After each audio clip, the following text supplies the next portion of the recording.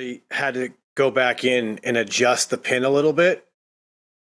And once I adjusted the pin a little bit and lowered the pin, all of a sudden it was like back to functioning normally. So I almost feel like when you're doing that pin adjustment, that definitely has some effect on the play. I just spun the switch around a little bit and then it worked. Oh shit. I'm gonna get a dab ready. I just ground up so I can load up the bag. So let's get this thing started. Gina, you ready to do this? Gina's ready. All right. It's time to do a Shedtime Podcast, friends. In 3, 2, 1, let's do it.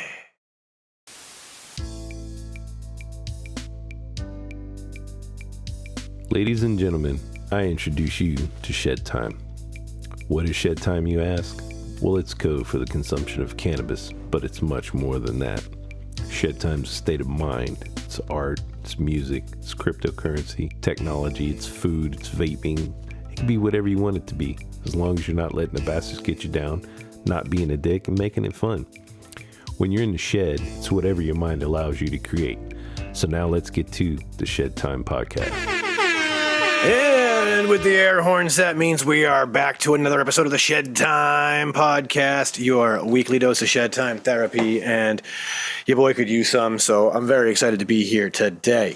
And as I'm warming up the air riser right now so I can do a bag, I'm also very excited because tomorrow I got some extra goodies for the air riser that should enhance the experience, one of which being what they call their connoisseur bowl. And the cool thing about that is that it's like double-ended, unlike the version I have now, where it's even in the middle. One side is small, the other side is deep. And the advantage there is that when I'm using that deep bowl, the material is right above the heating element, unlike the way that this thing is set up now, where it's got, I don't know, maybe an inch. 2 inch to an inch and a half at the very most between where the material's sitting and the heating element. So that should give much more consistent, thorough heating of your flower material, which means I should be getting some primo bags. And then I also got a adapter, so I don't have to use this stupid thing to do bags with. Because I just feel like you could see all this honey oil is just building up in here. Like that could just, be in my vapor that I'm ripping. And instead it's stuck in here. So I bought their little adapter so if I could just stick it right in and have like direct flower to bag action. I'm gassed. Oh yeah, dude. Accessories are always exciting. I spent an entire week doing glacier bags. No dabs. Took a week off concentrates. And I just got back on the train last night. And I haven't been going too crazy. I think I took like one or maybe two, but they weren't like the hefty ones that I normally take. Dude, I'll tell you what, bro. Just ripping bags was nice. You know what I mean? I'd do like one round, be good for about like an hour or so, maybe 2 hours, depending. Then you do another round. So it would be like, in total, I'll do about 8 bags a night, just chilling. 8 to 9 bags, because there's probably like a half bag in there on each one. And I was just chilling, dude.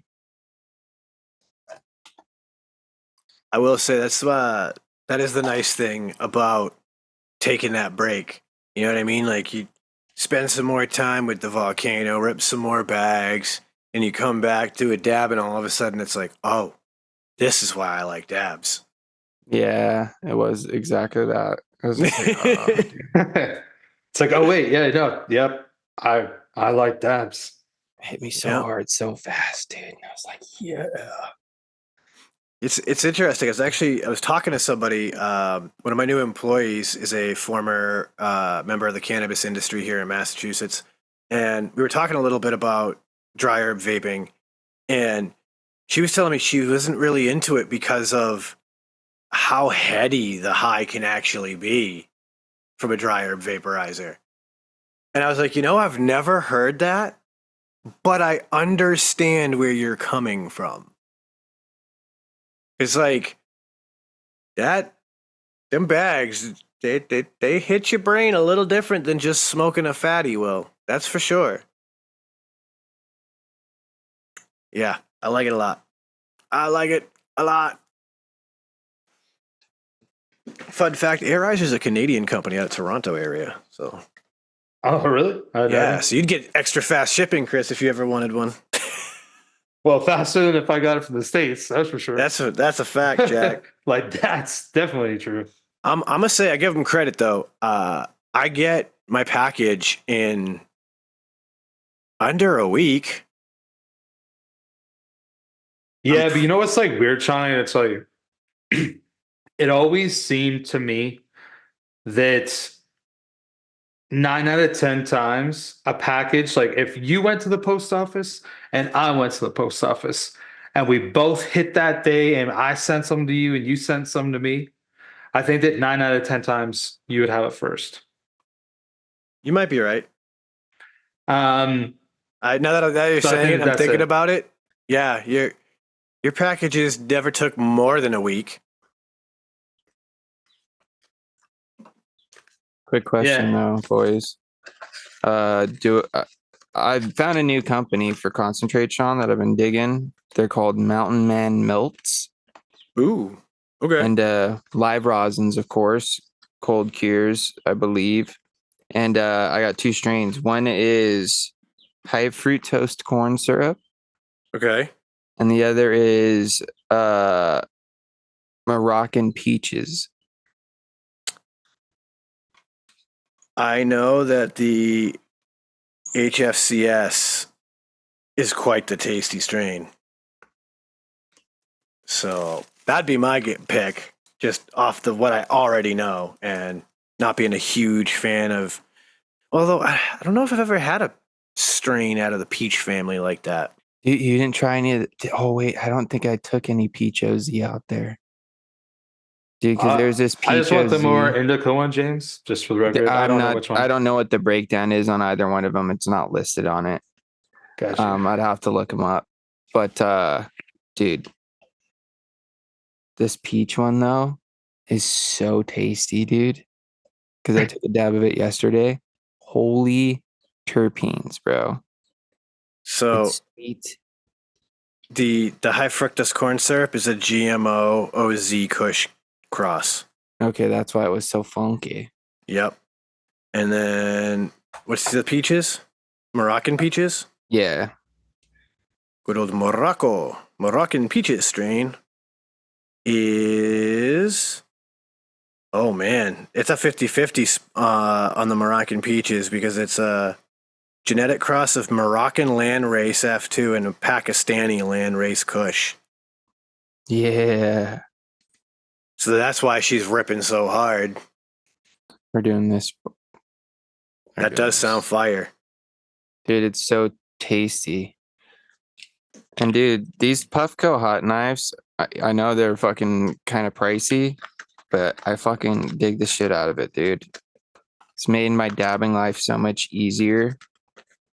Not only that, but it makes it so much easier to add concentrates to like volcano bowls and shit, because you just literally can just take a little, drop it, take a little, drop it, so you can put little droplets everywhere instead of just a fat chunk that you try to like spread, you know?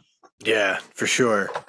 I will say, like, I've always felt it was a little dubious because, of course, I'm like, I'm old school dabbing the way I've always dabbed. But after using it at Will's, I understand it. Like, it was a bit eye-opening, especially for me, someone who does enjoy some cold start dabs. There are some concentrates that are a bitch to get in the cold start banger, and definitely easily done with something like a hot knife. And it's not heating your concentrate to a temperature that's going to damage terpenes, which is important. You know what I mean? Because like you can definitely overheat a metal dab tool if you're trying to heat it with a torch to drop your concentrates into your banger. And that won't be the case with the hot knife. And that's definitely a huge plus. Yeah, it only stays on for like 2 or 3 seconds and then it just shuts off. So it'll give you like 1, 2, 3, and then you got to pulse it again to heat the knife back up. So you do that like 2 times at most, and majority of the time it just falls right off. For shatter users, you need that thing. Like, how clutch that is to be able to just cut your perfect tab out of a piece of shatter. Yeah, definitely worth it if you're someone who uses shatter still. Did you know like one of the coolest tools that I've seen so far for like dabbing and shit is that like heated dab tool, I guess. That like Will has one. That's It's what we're literally exactly what we're talking about, bro. Oh, yeah. welcome to the conversation. Shedtime Podcast, Chris. I'm high and I'm like really scrambling. I'm trying to get this thing to like clear up the engraving, but I can't. So I need to just stop and just pay full attention. But sorry, yeah, that's what you're talking about. Yeah. Dude, Chris has and undiagnosed obsessive compulsive disorder. grabbed another one of these bad boys too, the old Laguna lemonade. Dude, it is so fucking good, bro. Like if you drink more than one and you drink like the full one, oh, it's so fucking good, dude. I'll say this. I think it's better than the mango gem. I'm extremely disappointed that I haven't seen 12 packs of it. Because I would totally I don't know how many scoop a times 12 I've seen pack. 12 packs of anything other than like Baja Blast and Code Red and Whiteout, maybe. Every now and Maybe then, man. Voltage, actually. But like not these special ones. Every now and then when they drop like some of these specials, they'll do the 12 packs of the cans, and like sometimes it's just so clutch. I wish they would do it for these. I know that like there's not a lot of love for 7-Up here, but did you guys ever try the tropical 7-Up? I don't think I ever even saw it. Dude, it was so good. I can't even remember the flavors, but it was really good. It makes sense though, because I would imagine they would have released that to compete with the tropical remix Sprite. Yeah, this was probably going back, I don't know, 5 to 7 years ago, be my guess. Yeah, I mean, it makes that timing probably makes sense to me. Like, I only ever drank 7-Up if I was doing 7 and 7s. Because for some reason, fucking 7 and 7s doesn't work with Sprite. It has to be 7-Up. Dude, the Sprite remix though is so good. I don't think I ever tried that either, honestly. Dude, fire. Yo, you want to know what's fire? There's a website in Canada, and it's called Dank Mart, and they sell fucking snack food. Oh, hell shit. yeah. So this is like Yeah, I've never seen that. no. I don't remember. I don't know what flavors it is though. It should say, or do you think that it'll say? Probably not. Who knows? Tropical fruit blend is what most of these companies ever say. You know? Yeah, I think that it's like mango and like a couple other things. I love when the companies are like, tropical fruit, and it's just pineapple. You're like, just call it a pineapple flavor. Don't try to make it like fancy. Just pineapple. Dude, I can get one of these for like $2.50 Canadian a can. That's not even that expensive. It's like basically less than a gas station. Yeah. Dude, I wouldn't even pay $1 for a can, bro. Really? Yeah, why when you can get the fucking 20-ounce bottle for like $1.60 or whatever, $1.70. Oh shit, dude. I don't know. Last time I was in the States, I swear to God, I was paying like $2.60 like USD for a 600 milliliter bottle. I was like, fuck. I thought shit was supposed to be cheap here. I think most of the gas stations now are over $2. It might be now. I don't know. I don't look Yeah. half the time. I just grab it and fucking go. But this is special edition, James. I think that like gives it at least a 10% price increase acceptance. Hey, Well, man, not for that's you because you don't like 7-Up, but I think too, though, it's like when you're buying from those places, that's like when I was buying some of the snacks from when we did the exotic snack stuff, right? Like some of those websites, they had like regular American available products. They're just like the limited edition, and they've got their hands on the last couple of cases, kind of a thing. So, like, yeah, they were doing shit just like that. We'd be like $3, $5 for a can of soda. dude, you guys ever seen that before? Oh yeah, fruit snack.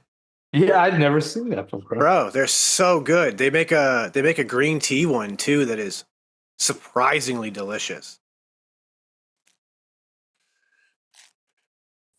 Yeah, those Arnie Palmer ones are dank. Dude, pick them up at Dank Mart. Let's go. Listen, I'm just mad I didn't think of that. Damn it. Dank Mart. That's so good. He sells snack foods. He knows who he's fucking angling for. Crazy. When you're looking for your dank snacks, come down to Dank Mart.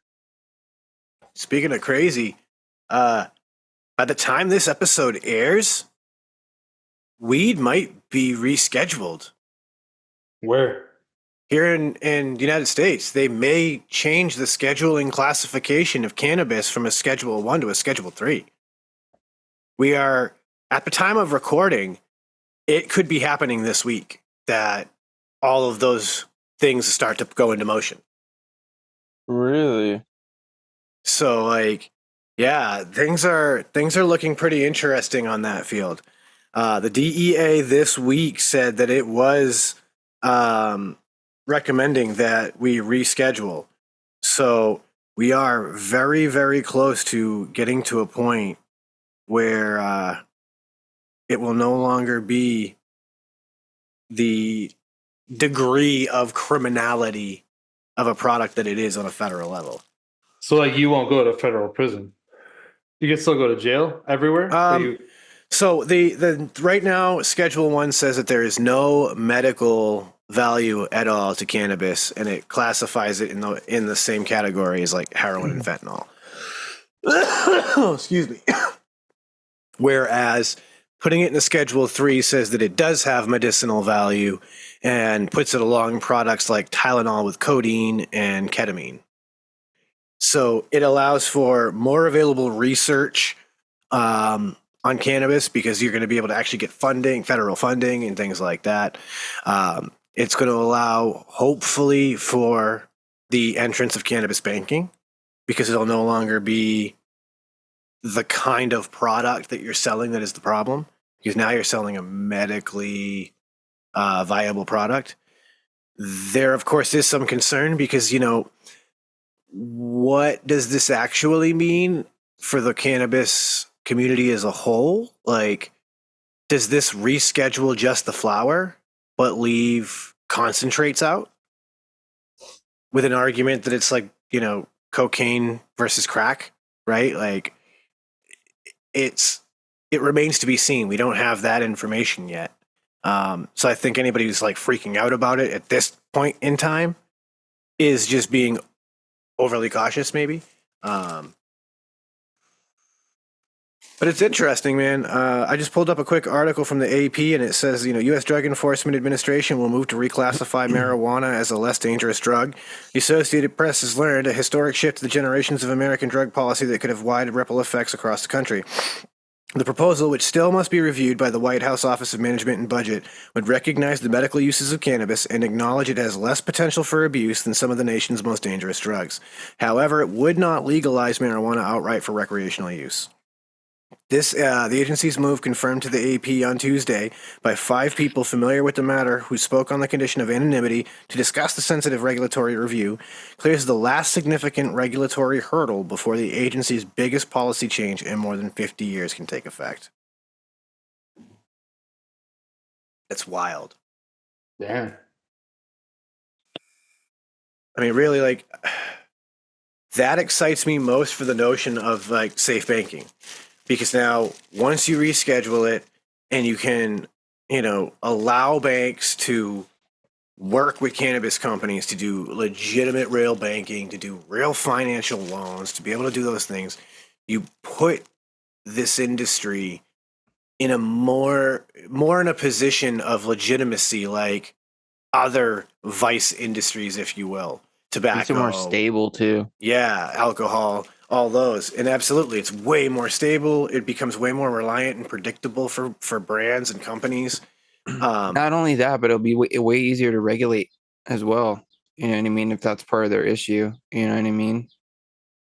I think you may see a decrease in a lot of the bankruptcies and things that are happening in cannabis as well. Just recently, MedMen filed for bankruptcy. Really? Yeah, so they're having to start to liquidate assets, which is crazy. It's wild times right now. And it's crazy to think, like, MedMen at their, peak were considered like the cutting edge approach. They had the Apple Store of weed approach before anybody else. And it makes me chuckle because when the company I worked for was starting to launch their dispensary in the build-up process, they actually hired a former manager from MedMen, and that's where our shop got its influence and became that same vibe of, like, brightly lit, clean tables with cannabis on display inside, lots of iPads to place orders on, all of that sort of thing, and giving it that whole Apple Store vibe. And now, like, that company has something like a $441 million in debt that they're going bankrupt over. High Times, matter of fact, also bankrupt right now, going into receivership, unpaid taxes, like, it's wild times. Damn. Yeah. And so many of these things, I think, will start to change when we start to see the cannabis industry come online and be a legitimized thing by first this descheduling. Yeah, because, like, if it got descheduled, then you could send it through the mail legally, right? Or, like, Not maybe you can necessarily, now, I no. don't know, but no? Oh, okay. Because you got to consider, like, well, let me look this up real quick so I can give you an example. Just because it's descheduled doesn't mean that it's necessarily legal. Yeah, it's not legal. It's not a legal product at all. Yeah, I just thought that, like, maybe there's a chance that it would then get into a schedule that is acceptable by mail. All right, drug schedule. Because, like, you could get codeine in the mail by prescription. Yeah, you can get weed by prescription in the mail? In America? You don't get a prescription per se. I mean, maybe some people do in different places. You know what I mean? I know in Massachusetts, you definitely don't get a prescription for weed. You just get a recommendation from your doctor that you should, get a weed card. And that doctor is not your, personal care doctor. He's just a doctor who charged you $250, had you fill out a questionnaire, and was like, oh, yeah, your back aches and you don't sleep sometimes at night? You should smoke some weed. Get a med card.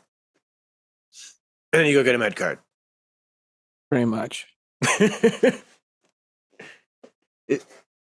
Sometimes you don't even have to go to the doctor. You do it over Skype. That too. So the way that USDEA's drug scheduling works, Schedule 1 drugs, substances, or chemicals are defined as drugs with no currently accepted medical use and a high potential for abuse. Some examples of Schedule 1 drugs are heroin, LSD, cannabis, ecstasy, methaqualone, and peyote. Schedule 2 drugs, substances, or chemicals are defined as drugs with a high potential for abuse, with use potentially leading to severe psychological or physical dependence.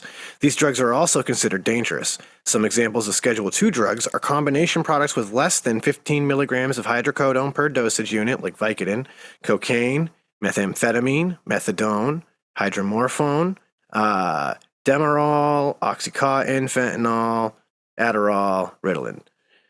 Schedule 3 drugs, substances, or chemicals are defined as drugs with a moderate to low potential for physical and psychological dependence. Schedule 3 drugs or abuse potential is less than Schedule 1 and Schedule 2 drugs, but more than Schedule 4. I hate when they word shit like that.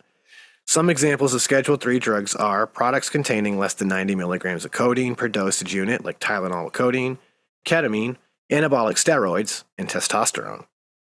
Schedule 4 drugs, substances, or chemicals are defined as drugs with a low potential for abuse, low risk of dependence.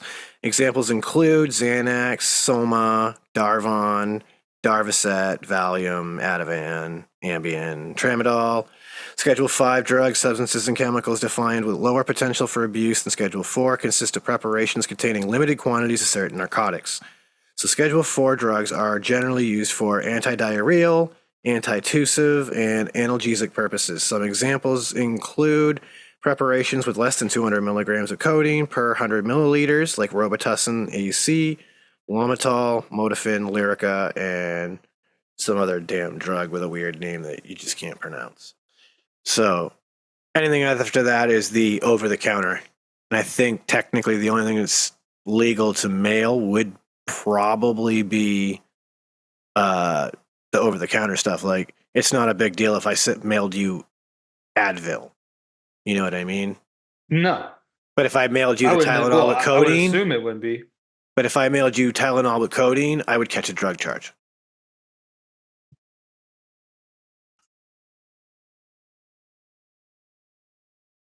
Okay.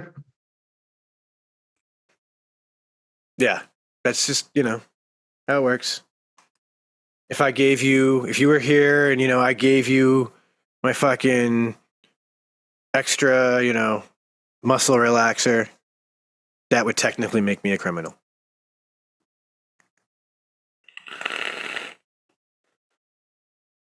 Which is wild to think about.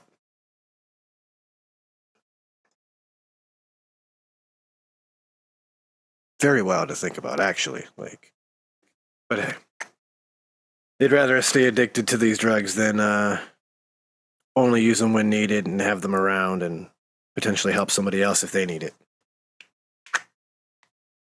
And of course, there's money. Somebody got to write you that prescription for that muscle relaxer. Somebody got to get paid for those pills to get sold.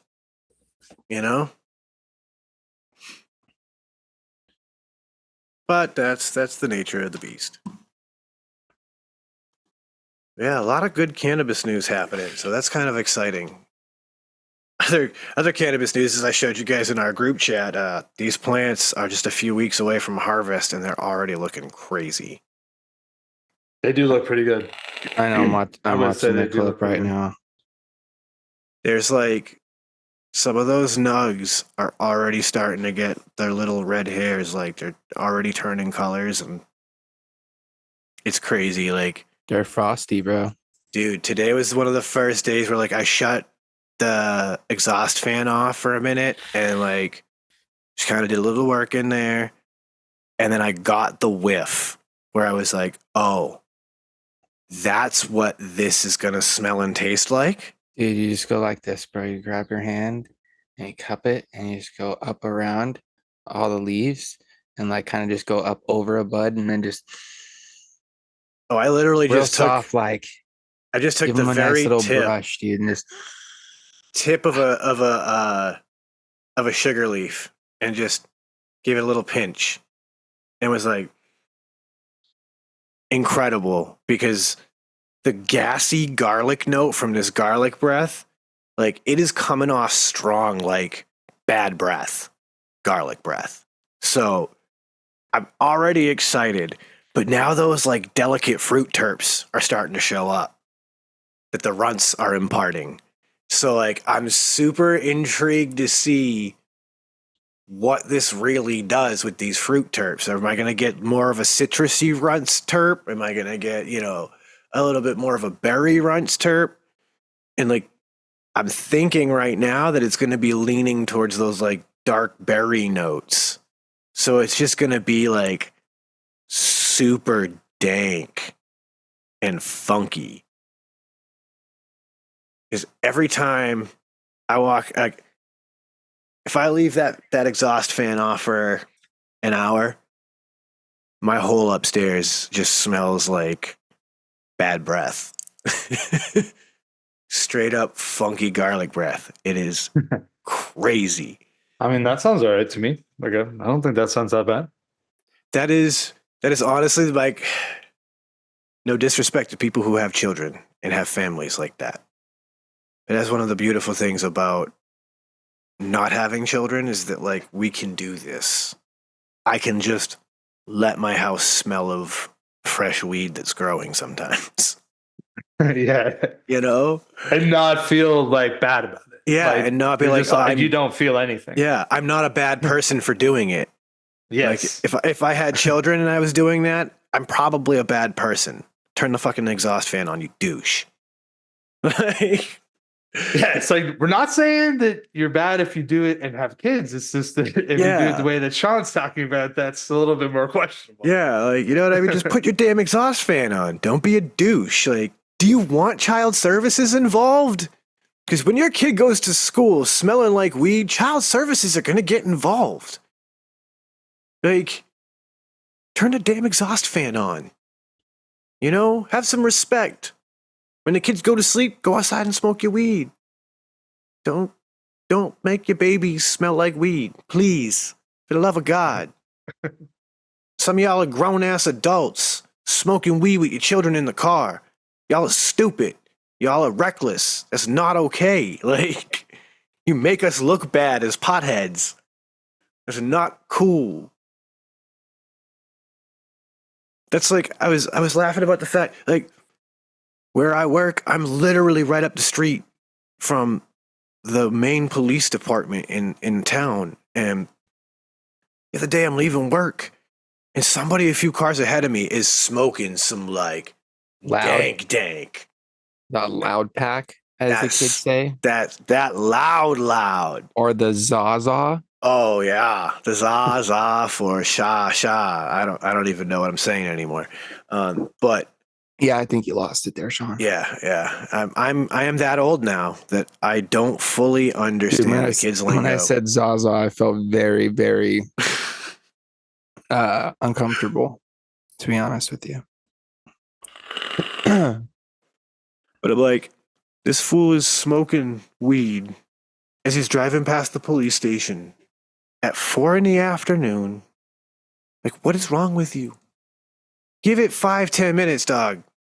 At least honestly, I don't advocate for people to smoke and drive, but I'm also not going to lie to you and say I've never done it. You know what I mean? That being said, like, fuck, dude, at least get your ass on the highway before you have that shit smoking. Like, you're going to literally sit in traffic in front of a police station. At least be smart about being dumb. Yeah, right? Like, you're going to literally smoke weed that loud at a stoplight in front of a police station. Really? Really? Come on, dude. You make us look bad. Like this is why we can't have nice things. Look bad, I'll tell you that. It's like this is why they won't let us have consumption lounges yet. Because y'all are dumb and drive around smoking L's thinking it's cool. Like, yeah, but dude, there's people that drive around and drink and dude, it's cool. So I mean, speaking of consumption lounges, though, there's a new one that opened up in Vegas at the dispensary. Did you go to the dispensary with this, Chris? No, you and Swags went before I got there in preparation for me getting there. But yeah, they have a lounge now to where you can consume all kinds of cannabis goodies, from dabs to smoking to edibles to even infused beverages and cocktails. Love that. Oh. So next time we in Vegas, if we ever out there again, dude, we know where we're going. Well, it's probably going to be crazy.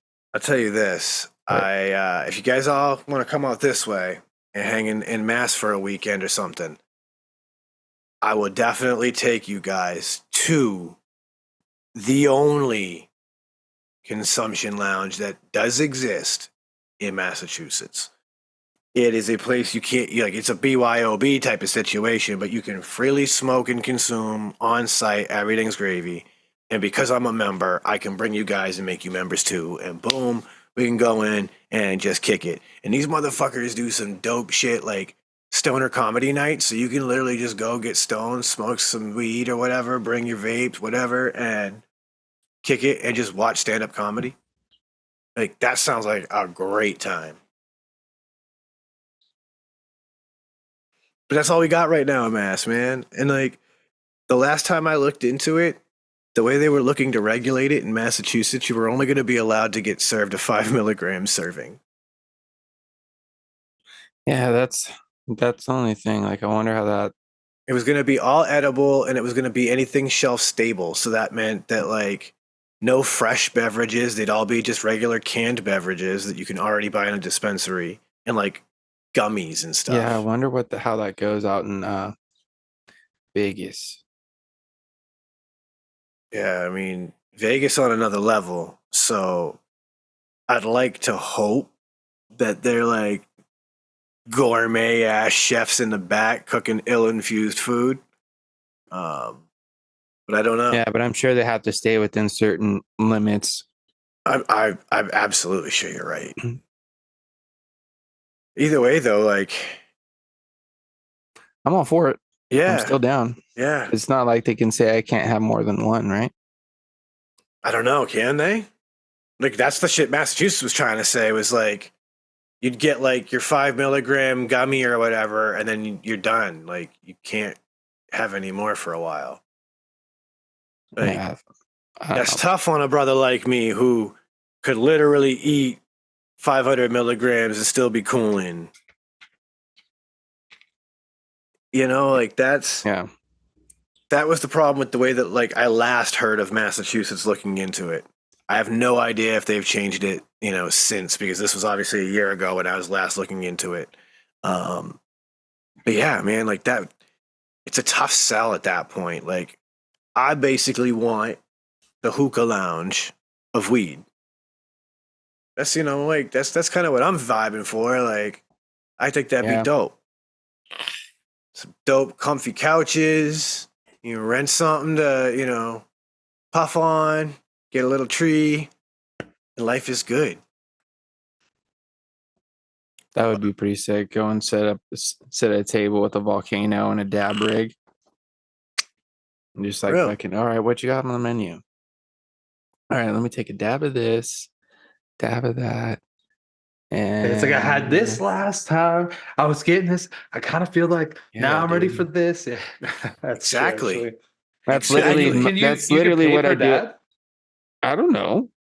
Or they're just like, yo, what do you want? And you'd be like, I want like a 0.1 dab. And they're like, cool. And they give you a 0.1 dab. Like, who knows, dude? That'd be crazy. You just get all these like the rigs come, and dude, it's like a flight. You get a flight of dabs. Yes, dude. They're just like dab tools that have like a 0.1 on each fucking one or something. Dude, that'd be pretty fucking. That'd be pretty lit, bro. Let's go, dude. You can get flights of herb and concentrates, bro. Yeah, man. Just flights of everything, bro. Yeah. Just charcuterie boards of weed. Oh, dude. Yes. Yes. It's like when you go to a fucking barbecue place and you get fucking, pulled pork, ribs. Let me get the sampler. Yeah, dude. Exactly. Yes. Let me get the charcuterie sampler, please. I'll get the indica platter, please. Yeah. Thank you. Oh my God, dude. This is beautiful. And that's, can I get half indica, half sativa? Yeah. Might as well just make it hybrid. Let's just do a hybrid. How hybrid are you willing to go, sir? 70-30, 80-20? Yeah. Like, how do you want it done? Oh my God. It could be vaporized, a beautiful combusted. World. Did you want to eat it, smoke it, vape it? Like, oh my God. Drink it? Wow. What an amazing Maybe you world. just want to smell it. You want to just smell it? Oh, just straight aromatherapy box? You imagine that just like It's just literally a bag that's got a fucking like a fucking elastic that you fucking just hang like right under your nose and you just sit there and it just Sit goes there like- straight in.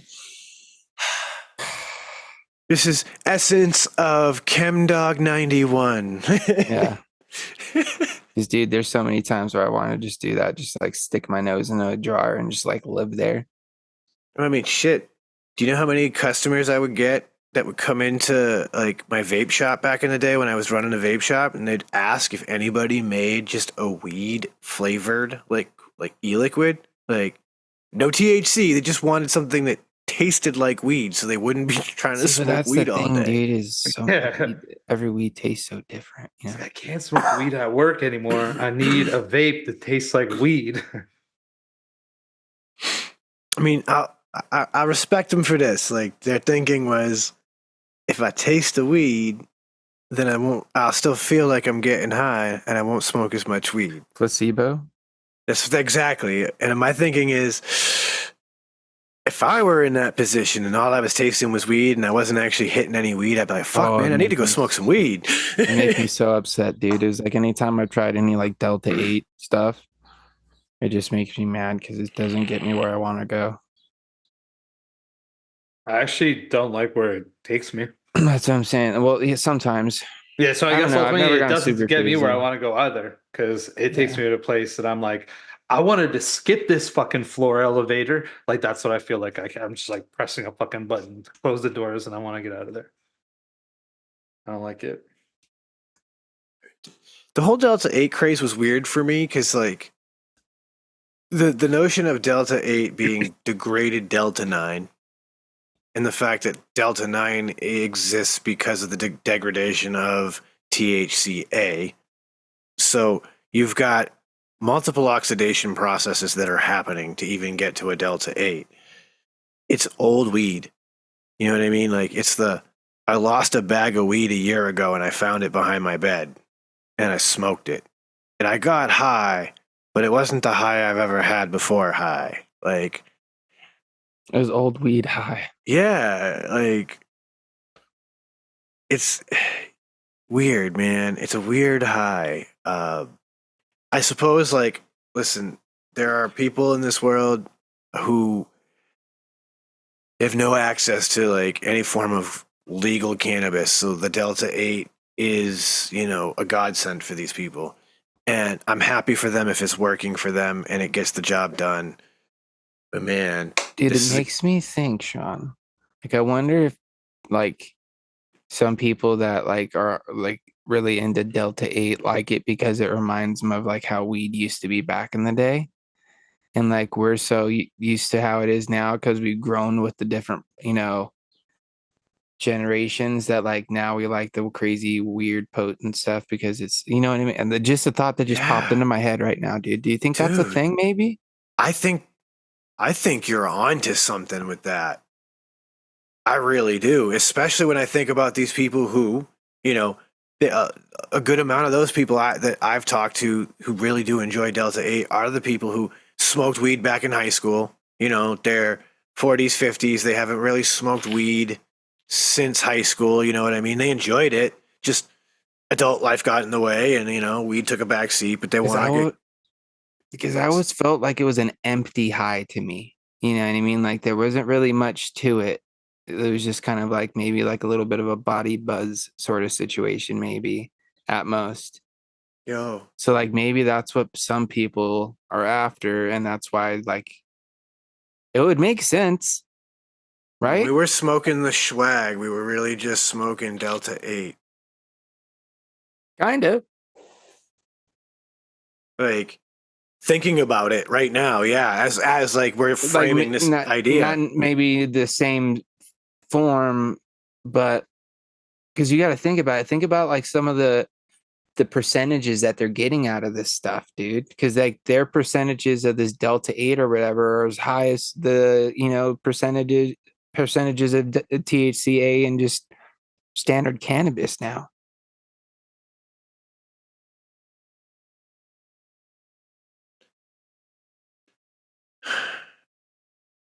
It's weird. Kind of weird, right? It is. It's weird. And I know, like, there's that whole quite a kerfuffle. There's that whole conundrum where a kerfuffle conundrum. I like those two words being used like back to back. That's pretty beautiful. Sick. Where you have the products that are being made this way, and they may technically violate the specifics of the Farm Bill and the way that this works, right? Where the definition of hemp is being bent so much that like the Delta 8 and even like now the Delta hemp derived Delta 9 products that are on the market, like these things are pushing the very boundaries of what the legal text says and means. And I find it to be just a slippery slope to play with, because at least in the cannabis market, right, what you have is a regulating body whose focus is cannabis, whereas because of the Farm Bill, it's the Department of Agriculture who is regulating hemp, and their interests are different. So the Department of Agriculture is looking at how you grow your crops, and that you're properly representing your crops, because that's what it is. It's a crop. And it's not looking at it in the potential of what this crop can yield after various forms of manufacture. And that's where, the FDA and the DEA are all freaking out, because they're like, you're not supposed to be able to do that. Like, that's not what we meant when we said you can grow hemp. We thought you were going to, make some CBD and, rope and hippie clothes. Like, we did not expect you to be able to fucking get stoned with this. What's going on? Did you hear that whole thing about apparently there's like this whole thing about quite a few people, I guess, claiming that they're spraying a lot of this stuff with some, I don't know exactly what it is. I saw, of course, just the headline, never really looked into it, but I was going to ask you, Sean, if you heard anything about that. Yeah. So I know some of that is that they've actually bought some of these hemp-derived Delta 8 and Delta 9 products, tested them in mass spec. There we go. In like a mass spec machine, and found that they're literally just, gummies and things that are being sprayed with actual THC distillate. Oh, so there weren't even Delta 8. Mm-hmm. So that's another issue all on its own, right? Yeah, I heard something about people like getting sick or something from sprayed Delta products. There's there's a lot of weird stuff with it. And again, this comes down to the regulation process, right? Like, there are companies out there who make good hemp-based products. People you can trust, people who are reputable. Our friends over at Rogue, for example, the Rogue Shop, our buddy Anthony Romello. Like, these are people who are not taking shortcuts, but because of that lack of oversight, some unscrupulous brands like pesticides, other, unhealthy things, spraying, all sorts of weird shit can all be a part of what you're dealing with. And you've really got to know the companies that you're buying from before you get involved in some of this stuff. And that is one of the benefits of, buying these products on your legal markets when you have them, because there are Delta 8 products in the actual cannabis market. So if someone's looking for those, they do exist.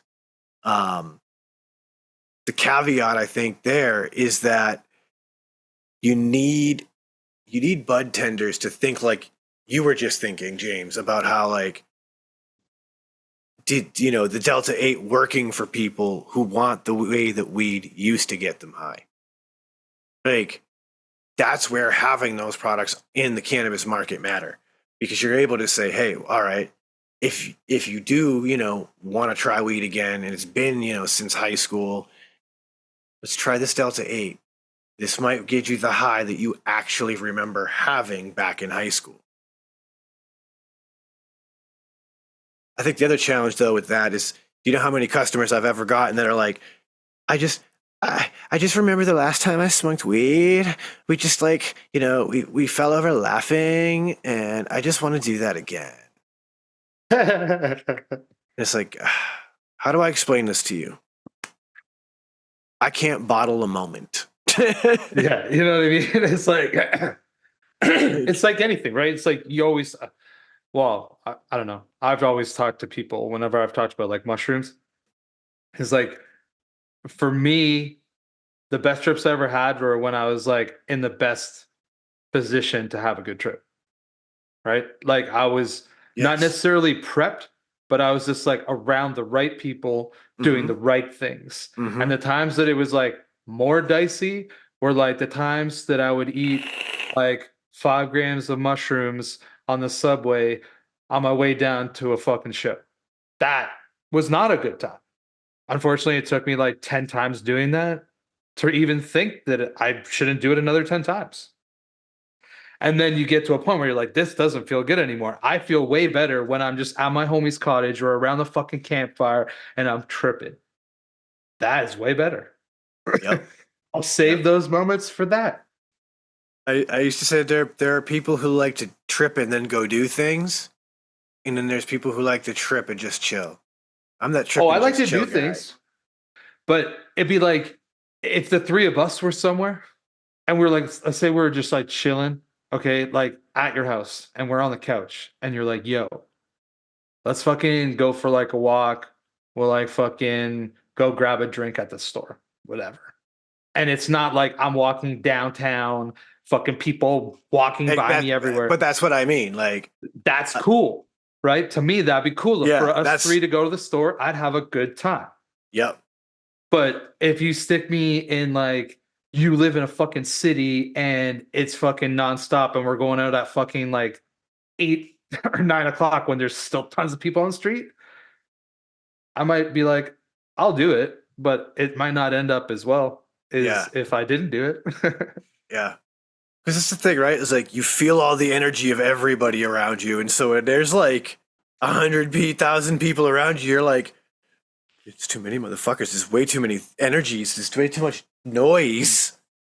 Just want to... Sensory overload, dude. Yeah. For sure. Dude, did you ever think, though, that like when that happens, that's just like the mushrooms actually aren't making you high, but they're like releasing powers that you have. Like they're connecting you with the fucking earth, powers. Bro. They're but like even just like the with universe. People, like, dude, with people, you get like this way different connection. Like dude, when you're fucking here's the crazy thing, Sean. What if the universe is everything and everything is the universe, which means it is. Everyone is the universe. And we're just experiencing everyone and everything simultaneously. James hasn't even done mushrooms and he gets it. He gets it. Because this is like, to me, that is the truth that I discovered through mushrooms, is that, whatever you want to call it, God, the universe, a higher power, whatever. We are it. It is us. We are literally just 8 billion examples of that energy experiencing time, space in itself. And it's a wild thing. It's a wild thing. Like, I went through a trip where I went through like past lives, and it wasn't a past lives thing like these were lives you lived. It was a past lives thing like, hey, guess what? You're everybody. You've been Genghis Khan because the particles that make up you made up Genghis Khan too. You've been Sid Vicious of fucking Sex Pistols because his particles are your particles. Like, it was like, oh, whoa. We are literally just cosmic dust that somehow assembled into molecules that assembled into organs and living creatures.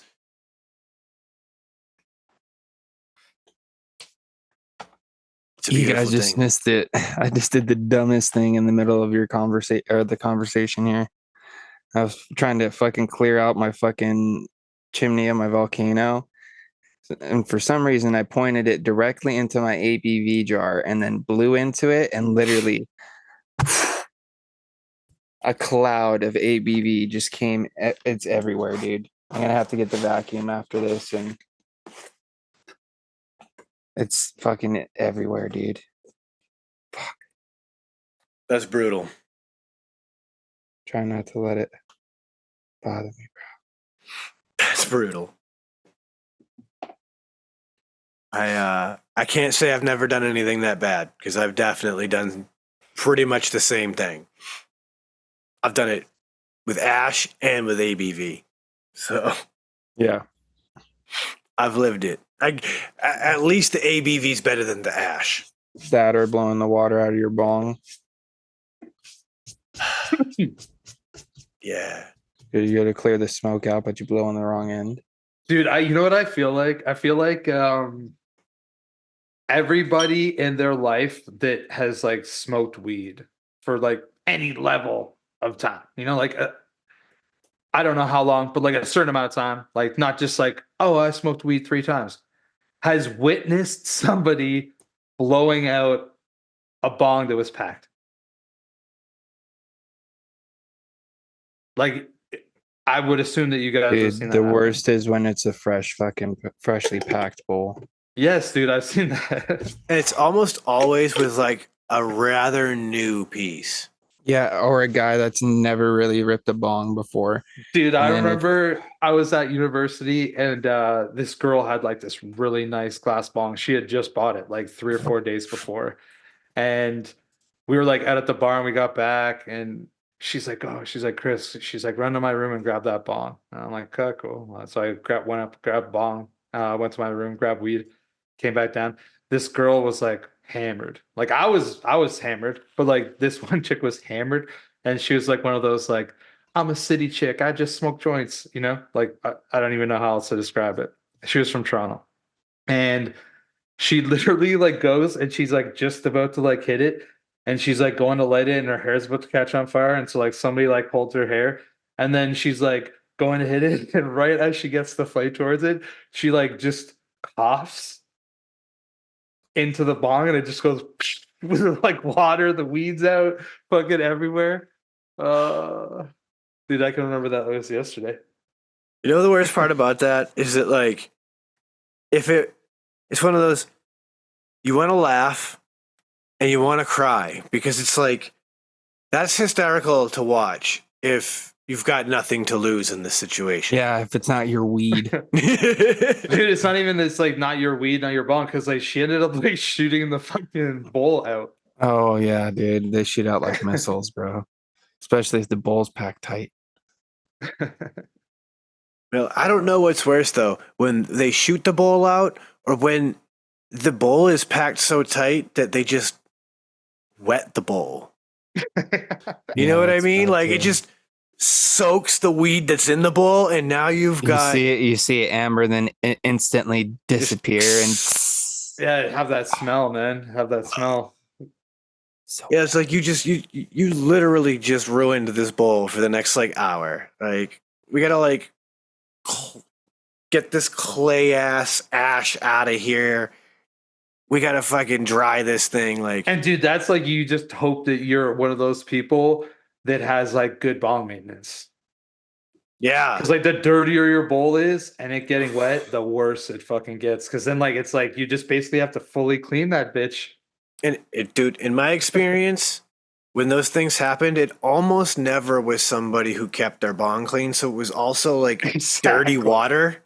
Exactly. So it makes it double bad. Ugh. Oh man, okay. Just because we're on this note, I don't know if I ever told you guys this. Hopefully, if I ever told you this, I did not tell you like on the show. But I remember I was probably in like my early 20s, and I was like with friends. There's probably people from like 18 to like 24 years old. They were like at this place, and it was this like outdoor stage, and it was behind basically a Legion, and we're just like there day drinking. It was like some Saturday afternoon, and there's like probably like 25, 30 people. They're just like day drinking at this stage. And this one dude just ended up getting like fucking basically blackout drunk by like dusk. And I guess like somebody tricked him and like he's like, I need something to drink. And somebody just like handed him the bong and he just like fucking was hammered, like showing off. And he just fucking hammers it back without even noticing it's a bong. And then he ends up like throwing up like crazy and just became like the biggest monster I've ever seen. But he was a small dude. So like it wasn't really that scary. But like he was just going insane. Like, dude, he pounded the entire bomb. Dude, he's so crossfaded, bro. I have no idea. I think that he ended up like just falling asleep in that park. Like people tried to like take him home, and he was just trying to fight anybody that touched him, and so people just like left him there. That's not entirely where I thought this was all going to go, but damn. No, but like, and here's the thing. I don't think that him drinking the bong water necessarily did any of that. He was just like, this kid was Oh, no, I lush. just fucking made him pissed and fucking... Yeah, just triggered him to start being a fucking wild man. No, he was like kind of a wild dude. He was like the kind of kid that like you'd go downtown and you'd be like at a show and like everything at the show would be all right. And then he'd be in a fucking like convenience store, like grabbing cigarettes or something, and end up like getting in a fight in the fucking convenience store. Oh, he's one of those. And he'd just like run out and he'd be like, fuck boys, we gotta go. I just fucking kicked some dude's ass in the convenience store. He'd be like, you're a fucking moron, bro. he was probably like 19. I was probably like 23. And I was like, this kid's just a fucking menace. Menace to society. He was a nice guy though when he was sober.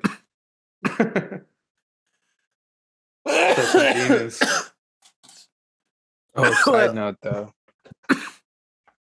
I got some more of that infused flower. And I got 2 of my favorite strains. Like separately or together in the same Separate. Okay. For of course indica, Skywalker OG. Okay. And then believe it or not, some sativa with some Blue Dream, dude. Oof. Yes. I'm excited for this, dude. Shit gonna taste like blue drinks. Yeah, dude. I wish I could smell it through the bag, but I haven't opened it yet. Straight blue sugar water. I want to give myself a shout out because somehow I like combed my hair today and it looks pretty good on camera. I look like I could have a news anchor haircut right now. This just in, Chris's haircut is killing it. Yes. I thought you just got a fresh cut, dude. No, I did like 2 weeks ago, but I actually combed it up. Nice. I think that like that side part right there is what's doing it for me right now. Yeah, my haircuts, you know, dude, gotta be done again. Okay, so like you guys, for the first half decade of our friendship, I always had a shaved head, and so this is like I've had like hair, I guess, for like a little over 12 months now. I'm kind of liking having just like a haircut. You and I switched. I had the dreadlocks for years, and then I cut them off, and I'm going back to shaving my head. And you're like, yeah, I'm gonna grow my hair back out. Yeah, like I don't think that it'll really get longer than this. Like I kind of like this like length. Like this length is good, I think. So yeah, I've been enjoying it. And even like trimming my beard as well. Like I've been trimming my beard down. Like when I get my hair cut, she'll like shape my beard, and it's like, all right, nice. Yeah, I don't have any option. I have to keep shaving my head. So yeah, it is what it is. The dreadlocks did me in. Because now, like, this part of the widow's peak won't grow back in anymore. Because I had the one dreadlock that was right here, and it pulled on all of this hair right here, and it just won't grow back now. I've just ruined it. And I if I grow that out, that's going to look ridiculous. Like, I can't do that to myself. That's, I can't do that to myself. Can't. Then what do I got to do? Constantly shave this part off so I got a fucking 8 head? Can't do that.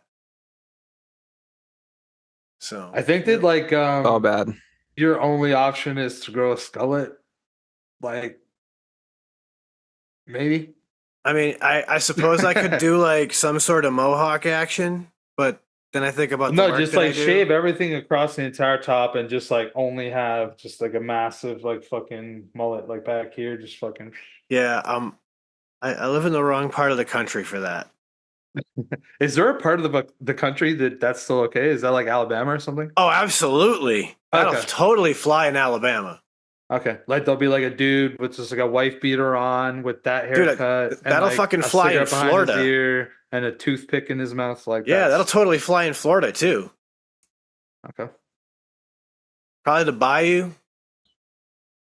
You know, like there's little parts of the South all over that'll probably fly. Little parts of Texas, I'm sure. Hell, honestly, there's probably some trailer parks in Massachusetts that would fly too.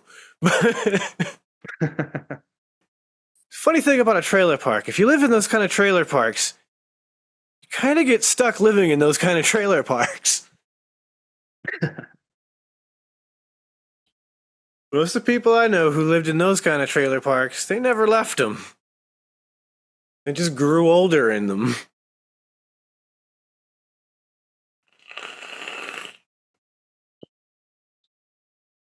And you know it's weird when you live in a part of a town where there's the good trailer park and that trailer park.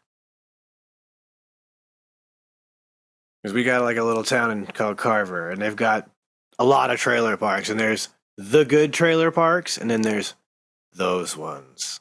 And you know, Are like okay, are the good trailer parks like the retired people that are like chilling? they're like the other ones are, actual like young mobile families? home parks that they look like houses. There just happens to be some wheels Like underneath the double metal wides skirt. and shit. Yeah. Okay,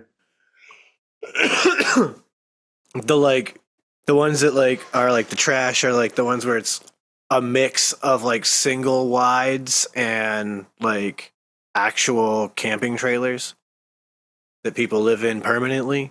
Maybe a Winnebago or two. Yeah, some Winnies and shit. Yeah, some people who live in permanent RVs in those places year round. Dude, apparently like there's this fucking like tiny home / RV like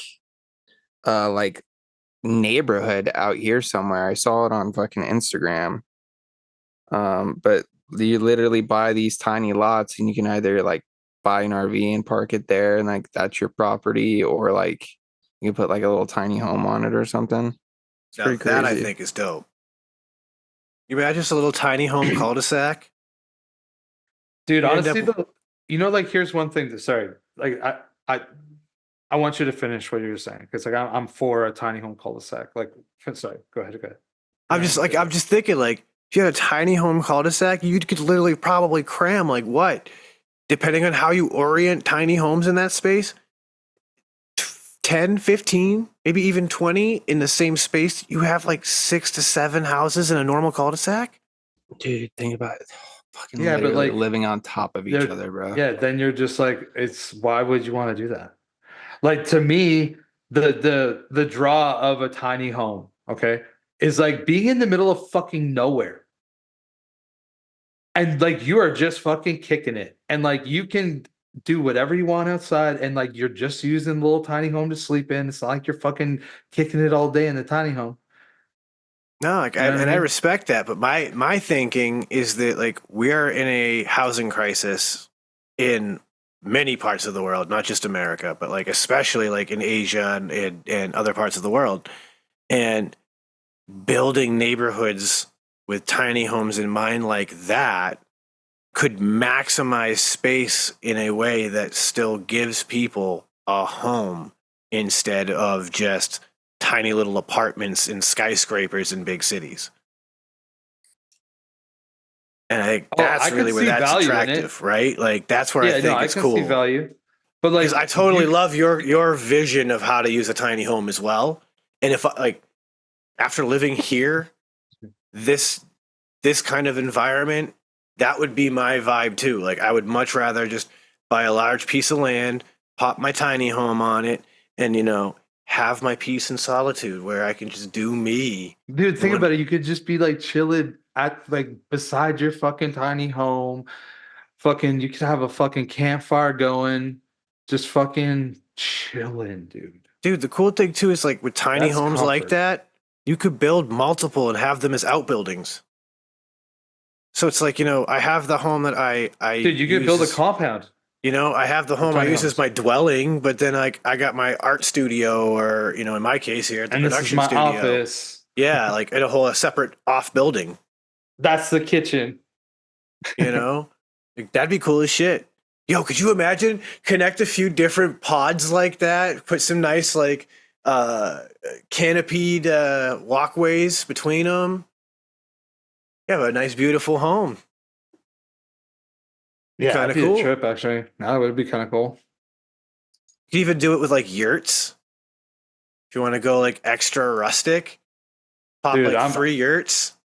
I still want to like the house that I want to get built or like build or whatever, like do work and get work done. I still want to fucking build a storage unit house. Like have storage units like the sea crates or whatever they're called. Yeah, the big shipping Um, containers. Yeah, big shipping containers. There you go. Like have 3 of them and then enclose the other side with like and have basement under there. So like really would like to do. I don't know like how much that's specifically going to cost, but that's what it's kind of like a goal. Like that's what I'd like. It's cool what people have done with them, right? Because like I've seen it in cities where they've used them and built like houses in certain pieces of property, like done a whole neighborhood like that, and it's pretty goddamn cool the way that like you can creatively build with that. Because like some people look at it, it's like a Lego. It's like just a giant Lego piece that you get to play with. How can I just connect it in these different ways? So it's a cool concept. And you can build pretty high if you give yourself a solid enough foundation. Oh, for sure. See, I don't want to build high. I'm just like, so the way that I'm going to do it is like basically there's going to be like a 40 footer. And then off of the end, there's going to be a 20 footer. And then on the other end, there's going to be a 20 footer. And then I'm going to enclose like across like that section. So it's going to be like that, I guess. Well, Yeah, maybe big more U. like that. Sort of. And then across here, there'll just be like windows and shit. And that'll be like the living area, I guess the family room, living room vibe or whatever. Mhm. And then, yeah. Like I've done like a few drawings, but obviously I'm not an architect. So like, it'd be just like the ideas that I would give to someone that I would then pay for them to like do it up and take Hey, the do this. accountability. Yeah. Exactly. So I still want to do that. Like, I mean, if crypto rips, maybe I'll definitely be able to do it like fast. Guess we'll see how it all goes. I tell you what, it's been a fun ride keeping my eye on my coins and seeing where they're going. So I forget about it for like a month. And all of a sudden it's like, oh yeah, let me go pop in and see how things are going. And then I look at like the last month and I'm like, oh man, it's been an interesting ride. All right. Hey, we're up though. Cool. Yeah. I don't even look at my stuff anymore. As long as you remember the passwords, you're good. I don't even know if I remember that, bro. I know I wrote it down somewhere. I just don't know where it's at. Well, let's not worry about that right now. There's some tiny homes available on Amazon. And I'll tell you what. Yeah, dude, there'll be like builders that just put shit on Craigslist too. I'm Some sure. of these are kind of impressive for like these little prefab expandable type places. Like there's a $20,000 one on Amazon that honestly looks pretty fucking sweet. Like, hold on, let's see here. Like, here we go. Like, look at that. Like for 20 G's. That's a pretty nice looking front. You know what I'm saying? Doesn't look terrible. 19 by 20 feet. So it's like almost 400 square feet. Like, not bad at all. Got a nice looking bathroom. Like here we go. Here's the floor plan. Like, not bad. Fairly open floor plan. It's impressive. It's impressive. See, now I wonder like how much it would cost to get like not necessarily like a full custom one, but like you go to an Amish place and they build like wooden houses or something. Like I wonder how much it would cost. Oh, right. Like just look at an Amish guy, be like, so here's what I need you to do. I basically want you to build a small barn, but outfit it for all the amenities of a home. Yeah. What would I need to pay you for this service? I mean, really, if you had yourself an Amish-made barn house, you got yourself a damn well fine-made house. That is going to last generations. Just remember, Chris, if you do this, never, and I mean never, trust an Amish electrician. Yeah.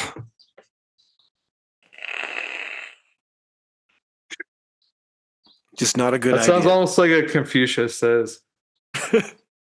Kinda. I said that to somebody the other day, and it took a second for it to sink in.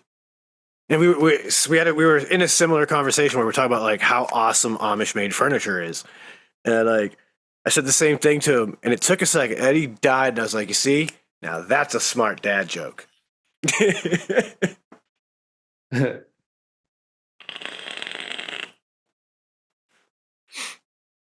Oh man, and that is a beautiful, beautiful dad joke. Well, boys, we are getting to the end of the hour, or hour and a half, I should say. And it's been a lovely evening with you gents. But now it's time to bring it to a close. So I'm going to go ahead and do what we always do and send it over to Uncle Chris to start sending it home. All right, for everybody out there that's not watching the video, I'm just leaning way back. My eyes are closed. Today was a good episode for me. Hopefully it was for you too.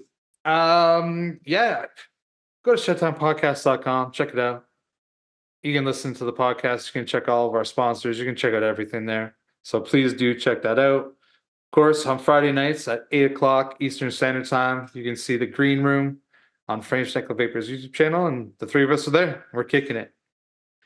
So with that, I will pass to Sean, and I'll say everybody have a good week and live your best life. All right. Oh, yeah. Sean can pass it to James. Yeah, my bad. As I always, was in that Friday mode right there. You're good, dude. As Eyes were always, closed. shout outs to all the Shedheads for your guys' continuous support. Greatly appreciate you guys. Make sure you're leaving those 5-star reviews. Check us out on Friday, like Chris said, over on my YouTube channel. And of course, we'll just be here in the shed doing what we do. So I'm going to end it like I always do, sending out positive vibes, crisp high fives. Don't forget to tell someone you love them, and a little bag or dab will do you. 100%. So one more time, go check out Frames Janklin Vapor channel and, peep a green room or two, maybe check out one of those replays and then catch a live once in a while. Check out what we do. If you've never done it, it's a great show. It's a good time. Yeah, sometimes we talk a little bit about vape stuff like we do here, but you know what? There's fun, there's games, there's all sorts of business, and it's a live chat. It's a good time. So go ahead, check it out. On top of that, ShedtimePodcast.com has links to everything you need. You can stream the show, you can find the merch store, all that good stuff. So with that, I'll bring it to a close and tell you, don't let the best get you down. Be cool, don't be a dick, and whatever it is that you do, try and have some fun, because it's the Shedtime Podcast, and it's time to roll on up and roll on out.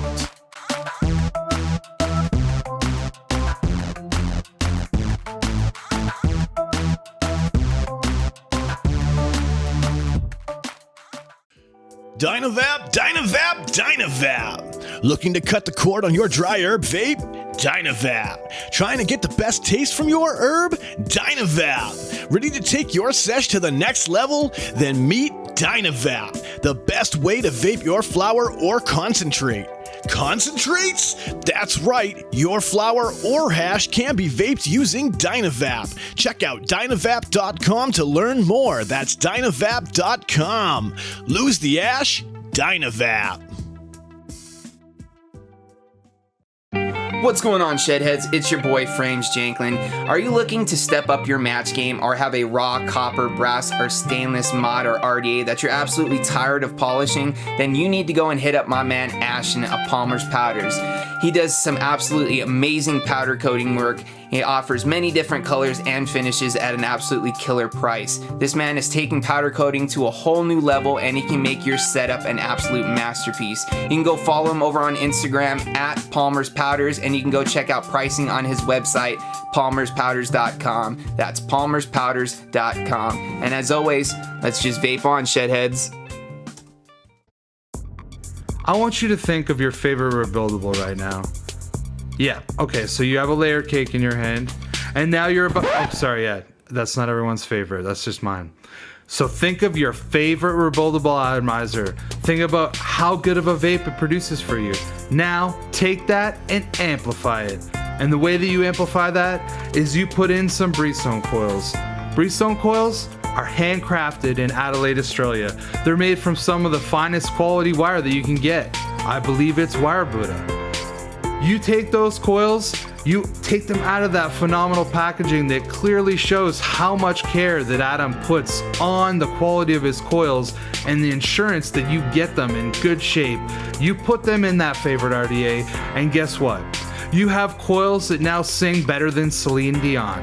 Go check out Breezestone coils. You can find them on localvape.com and also steelvalleyvapors.com. Solid.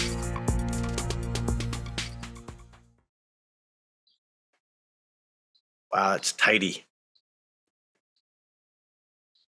Yeah, that's up. I threw it to you. Mm-hmm. Yeah.